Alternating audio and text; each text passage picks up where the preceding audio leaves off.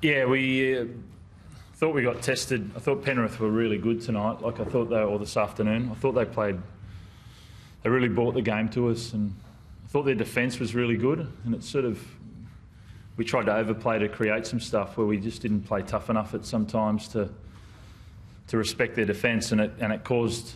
I don't think there was many errors. I think we were sort of up high 80s in the first half, but it definitely wasn't us at all times there in that first half.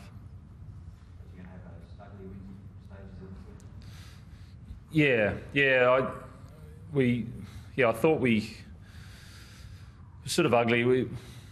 We just needed to stick to what we do, and we tried to overplay there a bit.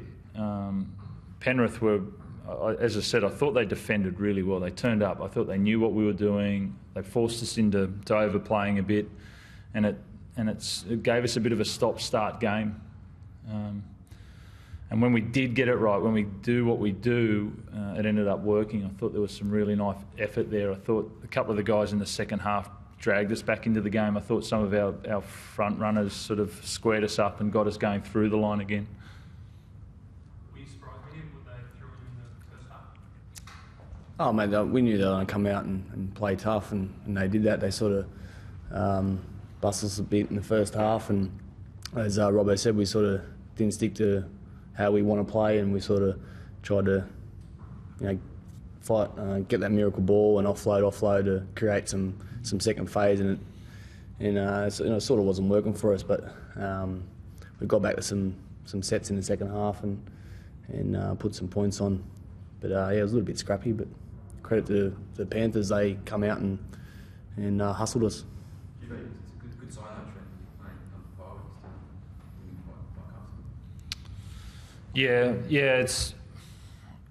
I thought we did hang tough there a bit in the second half. I thought being hustled was probably the good word for many there. We that early kick, back across the field, a bit out of the box for us. We didn't handle it well. With their defence, we were getting hustled there, and we had a chance to go sort of either way, and we were teetering there. And then I thought the second half we just slowly got the machine going. I don't think we started out of the blocks in the second half, but we definitely didn't go the other way. And I thought we just started to get it right, and I thought Jared and Luke squared us up, got us through the line. Boyd came back on and just started going through the line. Sonny had a couple of carries through the line, and then we got into that rhythm in that middle period in the second half that ended up sort of winning the game for us. Meaning there's a few nervous moments between you and your centres, especially from the kicks. What happened there to the game? With their kicks?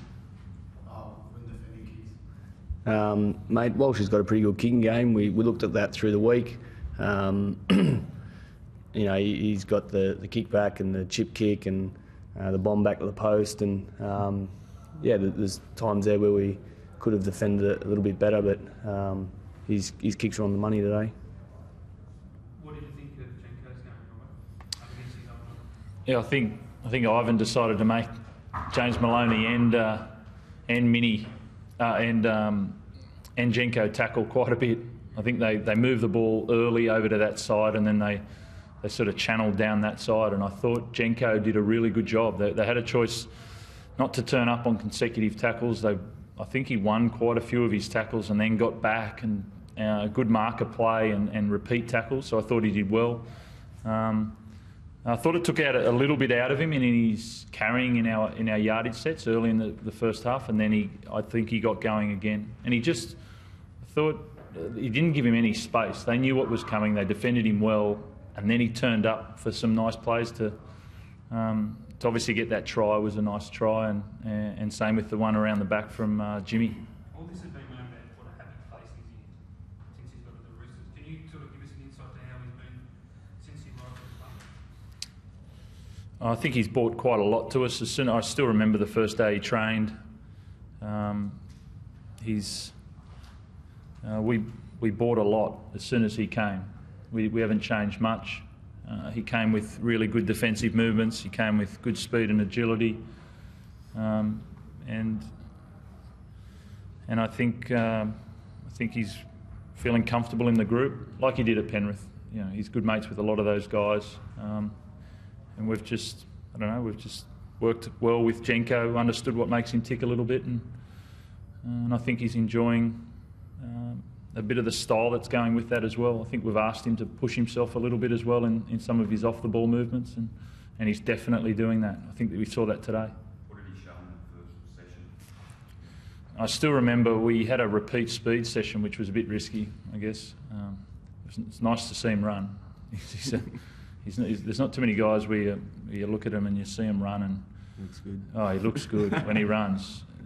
We've got guys who are asking to rewind it when they see him score a try. It's really very rarely do you see a guy run like he runs, and he's sharp.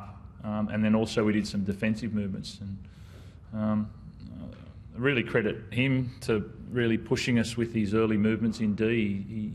He really gets off the line well, and he pushed me and Fitzy to on our defensive principles as well. So I think he bought that early on as well. Is that the most pleasing thing, is defence? It's an attitude thing. Yeah, I've really enjoyed his play 2 carries. Same with Sean Kenny Dow in yardage, and then definitely the way that he's valued his edge, that left edge, and the way that he's defended. He's really conscious of the small areas of the game that need to be ticked off before you get the high quality ones or the glory plays. Well, you mentioned defence all through his press conference. You were defensive coach in the Panthers grand final. I'm looking here at the team sheet or the games have been. The last 5 home games, you haven't conceded a try other than a kick try. You haven't had a pass try. It's just amazing, isn't it? Yeah, it's good. Yeah, it's really good. It's hard. I saw there was the article today about the defence, and really, I think Paul wrote it, and it's really, I really like him as a writer, but you don't really want to talk about it, and it's really awkward to talk about sometimes what your defensive principles are or why they're going well, and you sort of don't want to talk about it. That's why I guess it felt awkward this morning, and you get a bit worried going into the games, but it's just value. It's just, I think I said it, that people just need to value it away from the training paddock. It's easy to talk about as a coach as well. It's the guys that have really pushed themselves, and you can see the desperation at different times. But it's made each week. It's not, you can't rely on it. So they need to go out there and practice it, and then value it every time they walk out there. And that's what probably held us together again today.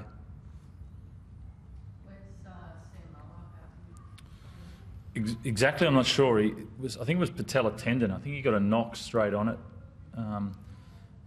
He ran a bit there, but it just wasn't good enough. So I'm not actually sure where he's at. But it was patella tendon. When he's down on perhaps Pearson alone origin, as a partnership, do you think that work? It'll definitely work, but I think, as I've said a few times, I've